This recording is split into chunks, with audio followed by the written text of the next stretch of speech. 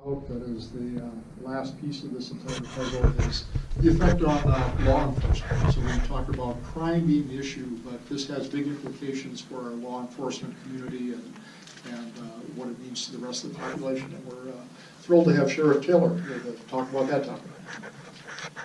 Thank you. Good afternoon. In the back, I think we held out to the press statistics that we gathered from the Pueblo Police Department as well as the Sheriff's Office with respect to marijuana-related crimes in our community. Now, just one caveat when we say marijuana-related crimes, that means marijuana was present at the crime. Doesn't mean it was the cause of the crime. It doesn't mean that that was the reason they committed the crime. It was just present. We found it throughout our investigation, but it was there. It was known to be there during that crime. So when we first started with legalization of marijuana, we didn't have our record management system, which is our computer systems within the Sheriff's Office and the Police Department. We didn't have them coded to actually gather this data. So this data is relatively brand new. And during that first year, you heard a lot of folks saying, well, that's just anecdotal because you don't have any data. Well, now we have data, unfortunately.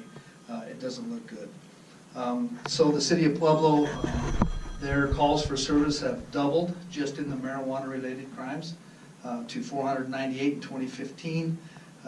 Their record management system indicates that since 2013 it has over doubled, gone from 60 calls to 198. Total marijuana-related crime offenses since last year was 508, and I'm sorry, 2014 was 508, and 2015 is 626. Interestingly, they were able to capture at the city who were non-residents that hadn't been here within a year, and those that were known to be residents, or at least claimed to be residents. And it was about half and half. So out of 626 marijuana-related crimes, we have 277 non-residents and or homeless, and that's either self-proposed homeless or known to be homeless, and 349 that were known to be residents or claimed to be residents of Pueblo for more than a year. So that kind of gives you, again, I'm not saying this is causation or causal in effect, but there's definitely a correlation that we can draw from the statistical data for both the city and the county. And we have this quick fact sheet here that I think Jack put 15 or so in the back there. If you want one, I can get you more information. I want to talk a little bit about our criminal justice system. I like to stay in my lane. I don't have an opinion one way or the other.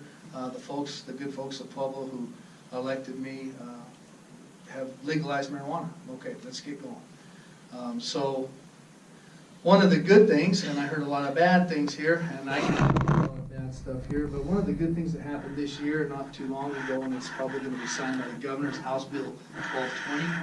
I'm the legislative chair for all the sheriffs, and we really pushed for that.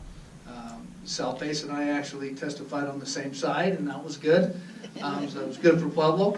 And so it's 1220 passed. Now what that's 1220, House Bill 1220, you'll see it come out later. What that's going to do is it's going to put the most important thing it's going to do is it's going to define a resident, right? A residential home is going to be defined by law. And in conjunction with that definition of a residential home, the plant count, or how many plants an individual can grow in that residence, is going to be capped at 12. That's something law enforcement has been asking for since before legalization. All the 99 plant counts.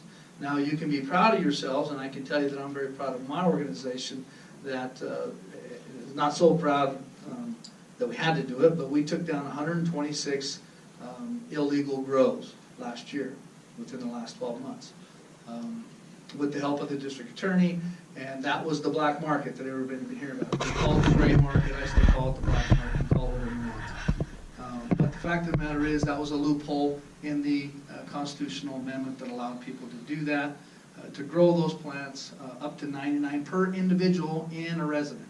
So my wife and I and another couple were to live in a house together. Legally, we could grow over 500 plants.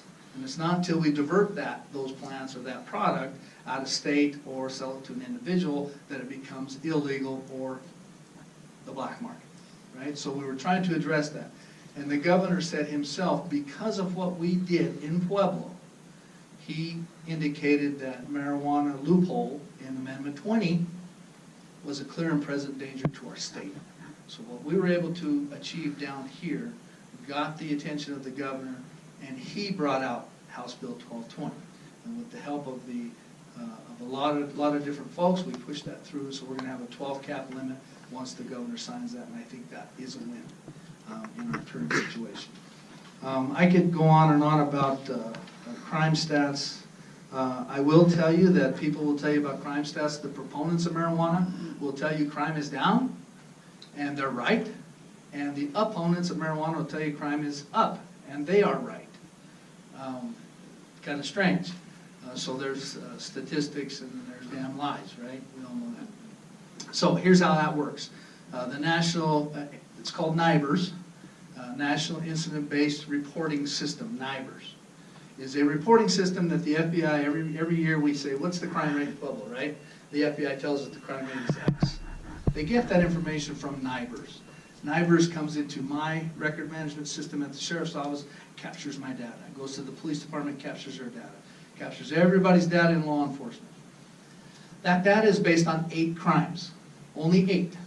And those crimes are murder, manslaughter, strange, murder, manslaughter, burglary, robbery, sex assault, arson, and always, I never can get to the 8, and there's 2 others. These are all major crimes, and primarily they're violent crimes.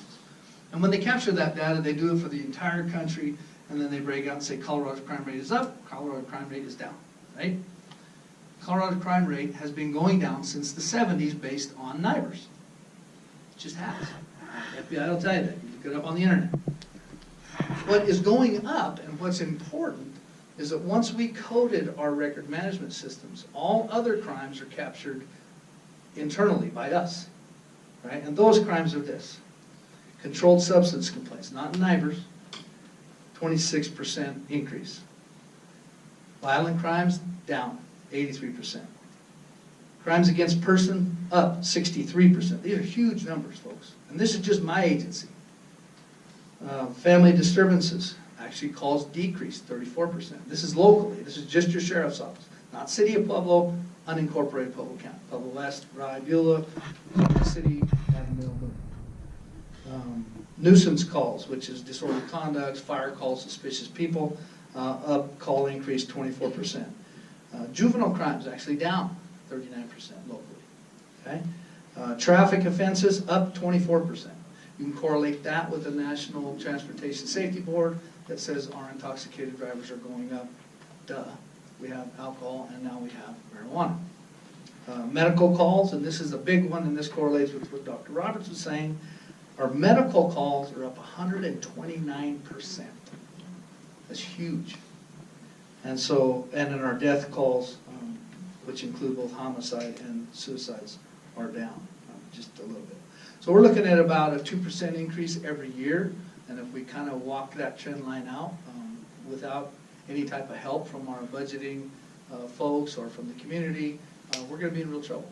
The city's already looking at manpower shortages. I can tell you I'm staffed appropriately in the county. We're doing a great job. Your crime is down for the most part in unincorporated Pueblo County.